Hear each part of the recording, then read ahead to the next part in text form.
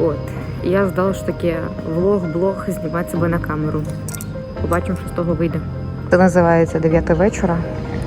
Ганновер. Пустий аеропорт. І ваша задовбана Таран.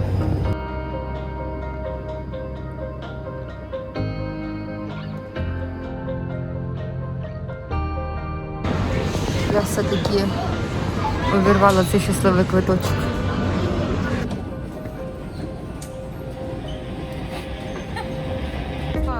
Опа-па! Невеличка українська бригада. Коротше, ніжками лінь ходить, так ми їдемо, а потім полетимо.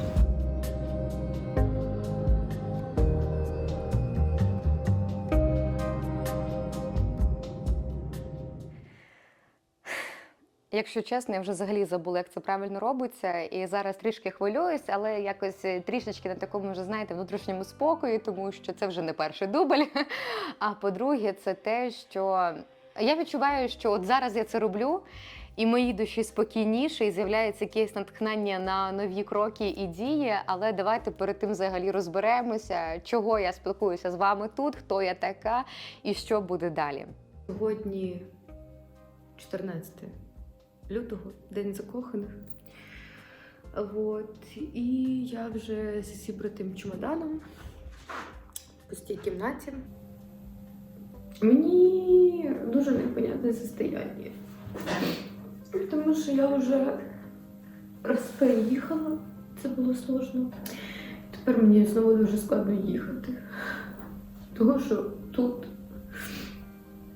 з'явилося декілька таких друзів, які підтримують, надихають, і вони мене підштовхнули, по суті, на цей рух далі. І завтра я маю прямувати далі. Мені цікаво, мені дуже цікаво, якщо чесно. Навіть в передчутті і думками там, але мені страшно.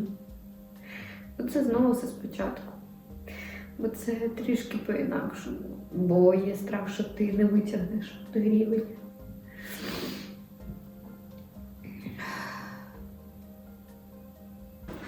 З усіма попрощалася, наревілася.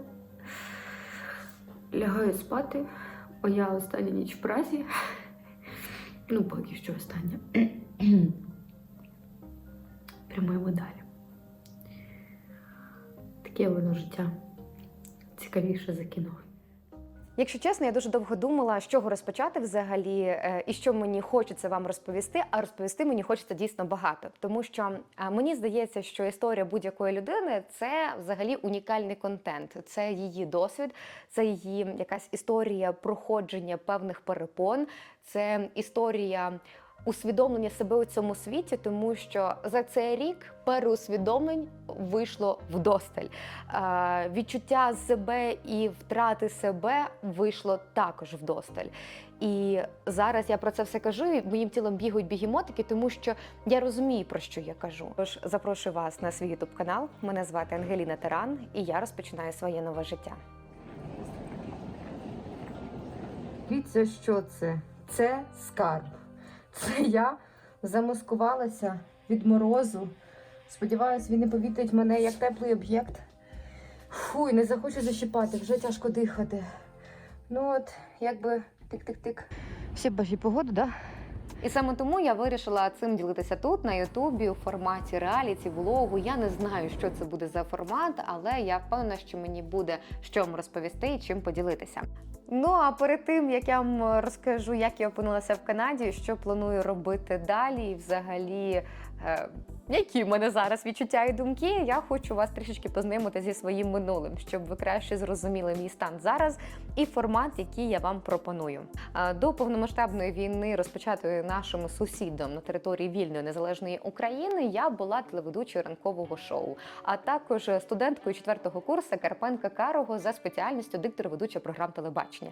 І якщо раніше я вбачала перед собою близькі горизонти реалізації своєї спеціальності в майбутньому, з 1 березня мали бути банери по Києву, новий формат шоу, я все така красива, вже відчувала цей смак нового життя, тому що звичайна студентка фігачила просто не знаю, робила все можливе, неможливе для того, щоб реалізувати свою мрію, стати тим, ким їй хотілося, навіть в якійсь мірі довести своїм кривдникам, своїм рідним, своїм, не знаю, всім довести, і в першу чергу собі, що ти це можеш. Тому що дуже приємно дивитися фільми про перемоги людей над собою, про те, як досягаються цілі, і хочеться стати героїною свого фільму.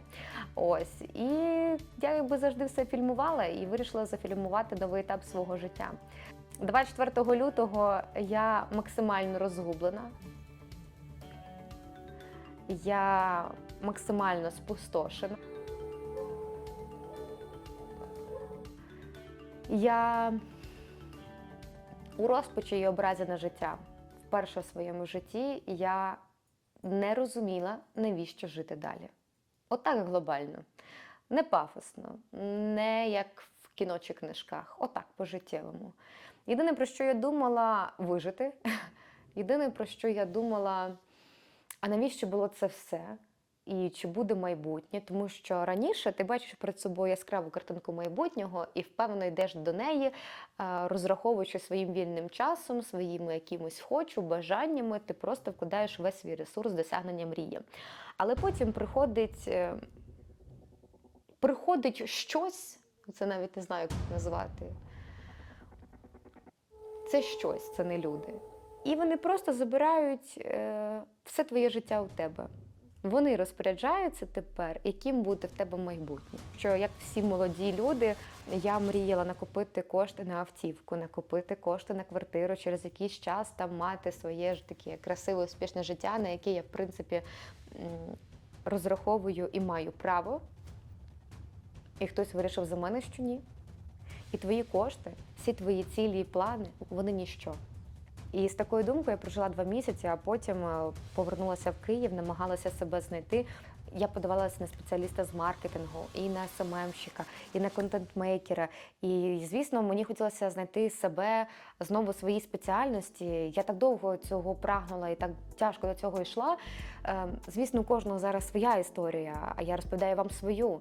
І я не хотіла приймати цю реальність, чесно. І я собі дала таку установку, що, Ангеліна, якщо ми зараз не знаходимо можливість навіть за кордоном по спеціальності, то тоді ми вже шукаємо щось інше.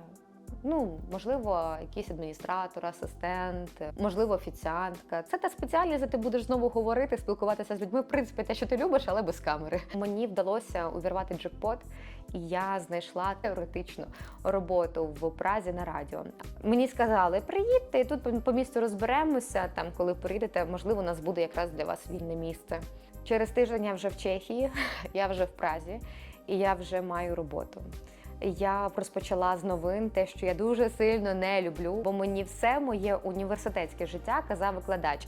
Ти ведуча новин, ти, типу, такого формату, голос, відповідальна, типу, це все воно. Але ж я знаю, хто я. Я людина інформаційно-розважального, пізнавального контенту, даруюча радість і надію, і бачить, як там кажуть, світле майбутнє у кожному дні. Редакторка завжди моя сміялася на телеканалі з цієї фрази, бо якщо на щось летіло, я завжди кажу, я бачу світле майбутнє, все буде окей. З такою думкою я живу надалі, але зараз, якщо чесно, зараз трішки тяжче це все робити, знаходити в собі силі вбачати, але сьогодні світить сонце, у нас є ще один день, ручки, наші ніжки, так що все нас буде. Якщо на першому етапі 24 лютого не я приймала рішення, а рішення приймали за мене, то тут було вже трішки складніше, бо рішення приймала я. Заради того, що внутрішньо я відчуваю, що мені треба рухатися далі, що в мене є якась ідея, є якийсь план, і для його реалізації тобі потрібно рухатися далі. З вірою і відчуттям того, що це правильний крок. Поки треба спробувати тут, поки є можливість. Новий досвід, нові відчуття, і так класно, що в цьому всьому я вчуся життю. Дивлюсь по-інакшому на світ, елементарно, на людей, менталітет, не те, що говорить по телевізору, там хтось не знає, що вам каже, а своїми очима. Мені здається, оце дуже важливо в житті. Коли ти маєш свою точку зору, своє сприйняття, свій досвід і, як мінімум, точніше максимум. Я виконую найголовнішу ціль у своєму житті, що баба Ангеліна колись буде сидіти у 80 років і розповідати своїм онукам, як вона в житті чудила, витворяла, і як бабка в еміграції була. Про це вона теж розповість. Ну, як кожен майстер контенту, я залежу від вас, слухачів, глядачів, моїх друзів. Я буду вдячна, якщо ви підпишетеся на мій канал, якщо ви залишите ваші побажання, зауваження, пропозиції, що сподобалося найбільше, які у вас виникли запитання у коментарях. Я обов'язково на все вам дам відповідь і дослухаюся до ваших таких професійних глядацьких зауважень. І, звісно, у мене зараз відчуття того, що твориться щось цікаве. Я невимовно вдячна підтримці людей, які зараз зі мною. Друзі, які мене приютили в себе вдома. Друзі рідні, які просто кажуть, що хочеш, пробуй, давай, твоє життя. І я розумію, що не спробувавши, я буду жалкувати. А от спробувавши, може вийти щось цікаве. Як мінімум з'явився ось такий цікавий контент, і побачимо, що з нього вийде. Можливо, це трішечки виходить формат реаліті, але це дійсно реальне життя і реальна людина, яка боїться, але готова пробувати щось нове.